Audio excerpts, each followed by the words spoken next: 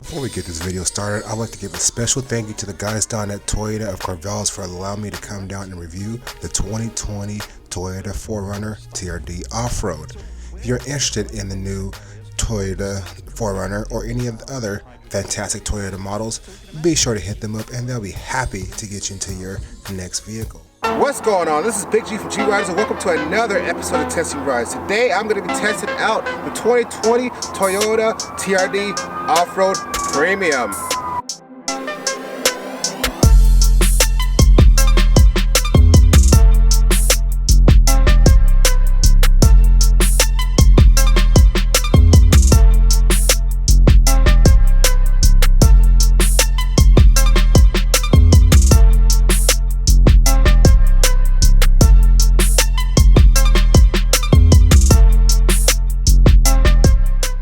Welcome to the 2020 Toyota 4Runner. This generation of the Toyota 4Runner was introduced back to the 2009 model year, so about 10 years ago.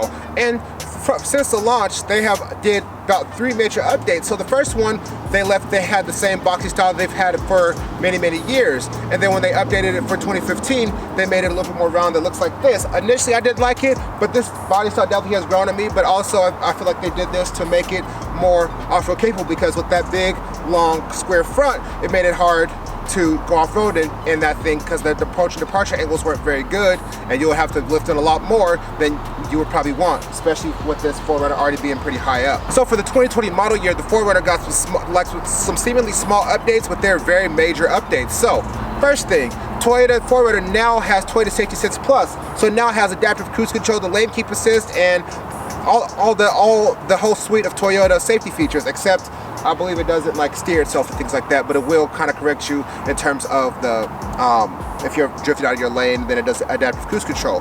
Also, and new for 2020, the 4Runner now comes standard with push button start and the proximity key if you go SR5 Premium and above. So before, the push button start only came on the limiteds and above, but now it comes on lower models, which is really good, and it's something that Toyota should have been doing a long time ago.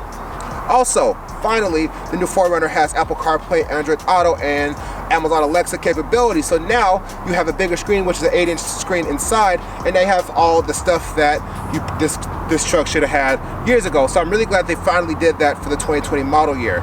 I guess it's better late than never, right? This is the 2020 Toyota 4Runner, and all 4Runners come standard with a 4-liter V6 making 270 horsepower and 273 foot-pounds of torque. Since this is like a big off-road truck, it weighs close to 5,000 pounds, and because it weighs close to 5,000 pounds, it doesn't get very good gas mileage at about 16 city, 19 highway, which, you know, I'm not even gonna get into that. Just, it's an old powertrain and it's time for a new one, but I've already talked about that enough with the 4Runner when I reviewed the TRD Pro. So the 4Runner is not a cheap vehicle. So a base 4Runner starts at about $35,000, and since this one is more of an upgraded model, this one is about $42,000, and it has the optional sunroof, which makes it $44,000. So, you know, all in all, this 2020 Toyota 4Runner TRD Premium is 44 grand, which honestly is about comparable to every other SUV, all the SUVs that kind of compete with this. Like, I feel like an equivalent Grand Cherokee is about $44,000, and it possibly could be more. So, with that being said, let's go ahead and take a look around the vehicle. Let's go ahead and take a look around the vehicle, talk about some of the small changes, and let's go ahead and head on the road. Welcome to the 2020 Toyota TRD Off-Road 4Runner Walkaround. So let's go ahead and start here at the front. So everything is basically the same up here in the front of the 4Runner. Like, it has the same headlights, same fog lights, but as you can see, there's that little black bar now in the middle. So now this one has, because this has the Toyota Safety Sense Plus, and instead of putting it in the badge, they put it in the grille and this in the shape of the sensor right here. And I honestly like it better in the badge, but it makes sense that they put it there just because this car is not originally designed to have this. So it's kind of an afterthought, so that's why they got to put it there in the front. But I think it looks fine. So walking around the side of the Toyota TRD Off-Road, it's basically the same. I love the TRD Off-Road wheels. You know, you got the same, no running boards or anything, and they got the nice little mud flaps over there. Like, this truck is basically the same as it was. There's just a couple small updates. So if you look in the back here, you'd only see these buttons if the vehicle had push button start. So now this one does. You can roll down the window from the outside and roll the window up from the outside there, which is pretty awesome. that they finally did that. And you could just grab the tailgate to open it up. Still no power lift gate. So, walking on the other side, it's basically the same as before. Except, as we walk around to the driver's side,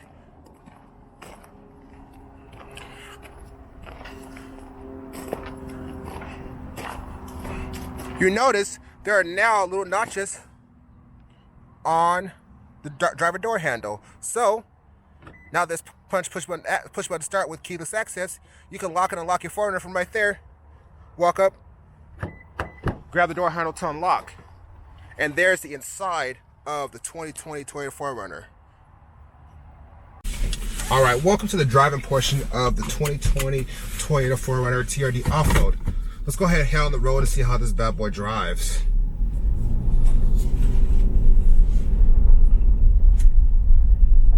All right, so first of all, the 2020 TRD, the TRD 4Runner has a little bit upgrade, has a little bit different suspension than the stock one. So it has a suspension that is kind of more mainly focused on kind of going off-road and doing those type of things. So it's really soft. It's kind of bouncy, to be honest. But you know, when you're buying a 4Runner, that's what you're kind of buying into. So like, I'm not even going to talk about that because this is a truck. So this is like similar to like a Jeep Wrangler basically. So like, you know, it's not going to have the best ride in the world, but it's going to do very well off-road, and it has all types of like crawl control and all types of stuff up here on the dash, if you can see that stuff. So, you know, besides that, how's the 2020 4Runner drive? Well, the 2020 4Runner drives just like all the 4Runners have driven before. So they ride pretty up high, they ride really high just because this is a truck-based SUV. This is basically like a wagon version of like a Tacoma, even though it doesn't have the new engine and everything. It also, it's pretty bouncy, like I've already said, and like it just drives like a truck, which, you know, there's some charm in driving like a truck, because every SUV that's basically every SUV that's out now drives just like a car or some type of, because it's based on a car. So it's nice to still see a couple with truck-based SUVs, except they just kind of should do some small tweaks in terms of the powertrain and engine, just to kind of get some better fuel economy out of it. But that's my only gripe with a car like this. So why would you buy this one over a TRD Pro? First of all, most TRD Pros are always listed over stickers. So like, there's a video that's going to go up before this one that I reviewed a 2019 Toyota 4Runner TRD Pro, and I believe that one had like a $5,000 dealer markup. And it's not just any particular dealer, it's just kind of what all Toyota dealerships mark those trucks up at, just based on the shocks.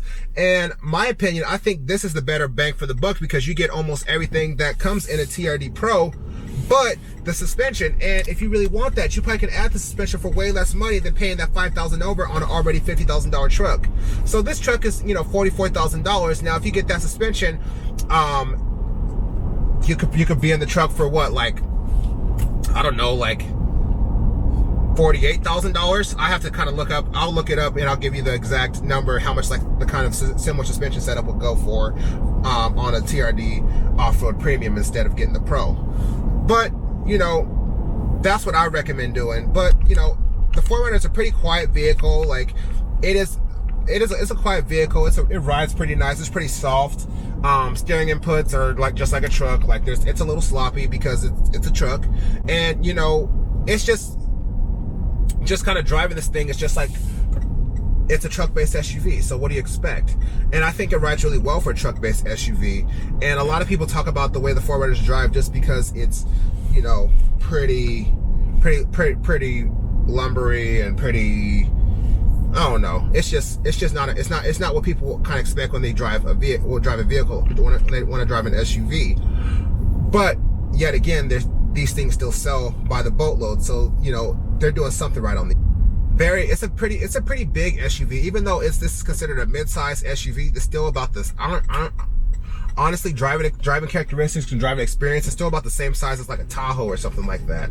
So like, when you're fitting down little city streets like I'm going down right now, and honestly, I'm driving the 4Runner like most people drive the 4Runner. Like a lot of people who buy 4Runners drive them, they use them as their daily drivers and drive through the city and don't really ever go off-road in them. So that's why we're doing this in the city. So like, as you can see, there's a Tahoe right in front of me, And honestly, it feels like it's the same size. Like I've driven Tahoes many times, and this feels like it's the same size, but yet it's a small, technically a smaller vehicle. So I think that's just pretty interesting.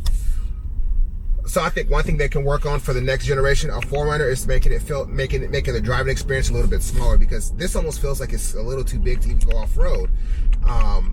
Like honestly, I think I'd rather have like if I'm going off road, I'd rather go for something like the TRD, off-road, the TRD off-road RAV4, whatever that comes out. So I'd rather have something like that. But the TRD